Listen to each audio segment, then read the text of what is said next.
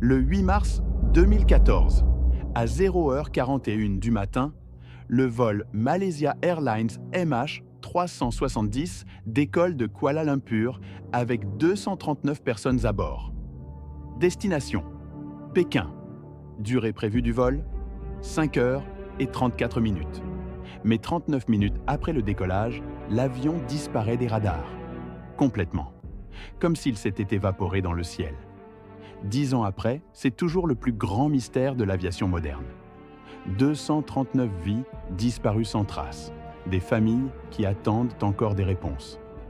Et une question qui hante le monde entier. Mais aujourd'hui, je vais te montrer un détail. Un détail que les enquêteurs ont soit ignoré, soit volontairement caché. Et ce détail change tout. Reste jusqu'à la fin, parce que ce que tu vas découvrir va te faire douter de l'histoire officielle. Reprenons depuis le début. Pour comprendre pourquoi cette disparition est si étrange, il faut d'abord connaître les faits. Le Boeing 777-200ER du vol MAX 370 était un avion moderne, fiable, avec un excellent historique de sécurité. À bord, 227 passagers de 14 nationalités différentes et 12 membres d'équipage. Le commandant de bord, Zahari Ahmad Shah, 53 ans, comptait plus de 18 000 heures de vol. Le copilote, Farik Abdulhamid, seulement 27 ans, en avait déjà près de 2800, deux professionnels aguerris. À 0h41, le MH370 décolle de Kuala Lumpur avec 11 minutes de retard. Vol de nuit. Météo parfaite. Aucun problème signalé. À 1h01, l'avion approche du point Igari, à la frontière entre la Malaisie et le Vietnam. Tout semble normal. À 1h19, le contrôle aérien malaisien transfère la communication au contrôle vietnamien. Le copilote répond calmement « Good night, Malaysian 370 ». Une phrase ordinaire, la dernière jamais entendue. Mais 2 minutes plus tard, à 1h21, le transpondeur de l'avion s'éteint soudainement. Le transpondeur, c'est l'appareil qui envoie la position, l'altitude et l'identité de l'avion au radar civil sans lui. Le MH370 devient invisible. Et un transpondeur ne s'éteint jamais tout seul. Il faut appuyer sur un interrupteur dans le cockpit pour le désactiver. Quelqu'un, dans ce cockpit, a volontairement rendu cet avion invisible. Et ce n'était que le début du cauchemar. Après l'extinction du transpondeur, l'avion aurait dû continuer vers Pékin. Mais les radars militaires malaisiens révèlent quelque chose de troublant. L'avion fait demi-tour. Il vire complètement, quitte sa route prévue et vole en direction opposée, vers l'ouest, vers l'océan Indien. Et là, ça devient vraiment bizarre. Parce que l'avion continue de voler pendant 7 heures supplémentaires. 7 heures sans transpondeur, sans communication, comme un fantôme dans le ciel. Les radars militaires le suivent pendant un moment, puis le perdent. Mais les satellites, eux, continuent de capter des signaux de l'avion, des pings, des signaux automatiques envoyés toutes les heures par le système de communication de l'avion.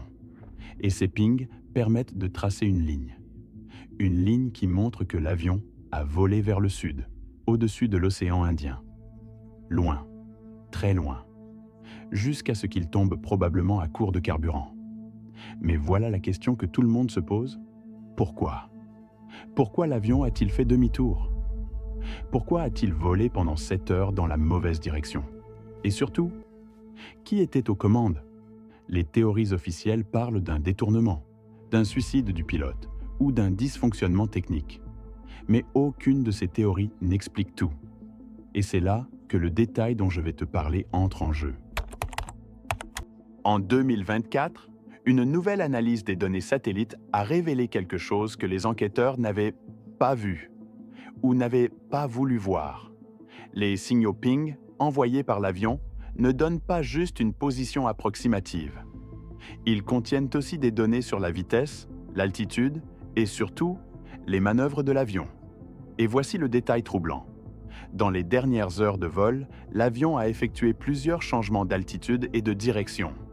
Des changements précis, calculés, Pas le comportement d'un avion en pilote automatique. Pas le comportement d'un avion qui tombe en panne. Ça veut dire quoi? Ça veut dire que quelqu'un était aux commandes. Quelqu'un qui contrôlait activement l'avion jusqu'à la toute fin. Mais voici où ça devient encore plus étrange. Les analyses montrent que ces manœuvres semblent avoir été conçues pour éviter les radars. L'avion volait entre les zones de couverture radar de différents pays, comme si quelqu'un connaissait parfaitement ces zones. Ce niveau de connaissance, ce niveau de précision, ce n'est pas un accident, ce n'est pas une panne, c'est quelqu'un qui savait ce qu'il faisait. Et ça soulève une question terrifiante. Si quelqu'un a délibérément fait disparaître cet avion, pourquoi et qui? Depuis 2014, plusieurs théories ont circulé. Laisse-moi te présenter les trois principales. Théorie numéro 1. Le suicide du pilote. Certains enquêteurs pensent que le commandant Zahari Ahmad Shah a délibérément détourné l'avion pour se suicider en emportant 238 personnes avec lui. Il s'appuie sur le fait qu'il avait des problèmes personnels et qu'il avait simulé un vol similaire sur son simulateur de vol à la maison. Mais cette théorie a des failles. Pourquoi voler pendant 7 heures si ton but est de te suicider? Pourquoi éteindre le transpondeur si tu vas finir dans l'océan de toute façon? Théorie numéro 2. Le détournement. Peut-être que des terroristes ont pris le contrôle de l'avion. Mais aucun groupe n'a revendiqué l'attaque. Aucune demande de rançon. Aucune trace de lutte dans le cockpit. Et surtout, pourquoi voler vers l'océan Indien si ton but est de faire un attentat? Théorie numéro 3. L'incident technique suivi d'un incendie. Peut-être qu'un feu s'est déclaré, tuant tout le monde à bord, et l'avion a continué en pilote automatique. Mais là encore, ça n'explique pas les manœuvres précises détectées dans les dernières heures. Aucune de ces théories n'explique tout.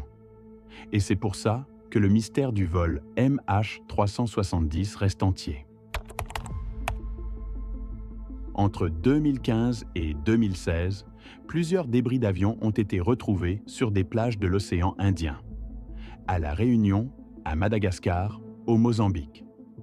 Des analyses ont confirmé qu'ils provenaient du MH 370. Ça confirme que l'avion s'est bien écrasé dans l'océan Indien.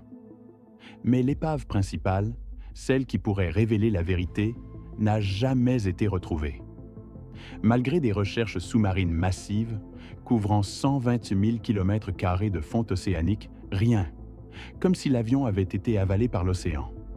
Et voici ce qui me dérange le plus.